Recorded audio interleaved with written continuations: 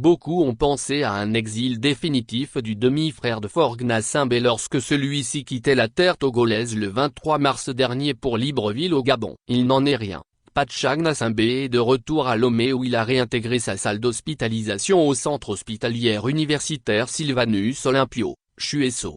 Il faut croire que Patcha Gnassingbé va devoir purger toute sa peine pour espérer goûter à la liberté et se soigner convenablement. L'ancien ministre de la Défense condamné à 20 ans de prison dans une affaire d'atteinte à la sûreté intérieure de l'État, après 4 mois passés au Gabon, se retrouve à Lomé dans les mêmes conditions qu'avant son départ précipité.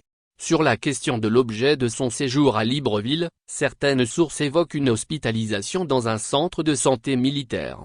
Cette thèse corrobore les déclarations de l'avocat de Patcha Gnassingbé, Mzee à Javon au lendemain de son départ pour Libreville. Il aurait pu être libéré par grâce présidentielle. Ou alors, il doit être libéré par liberté conditionnelle.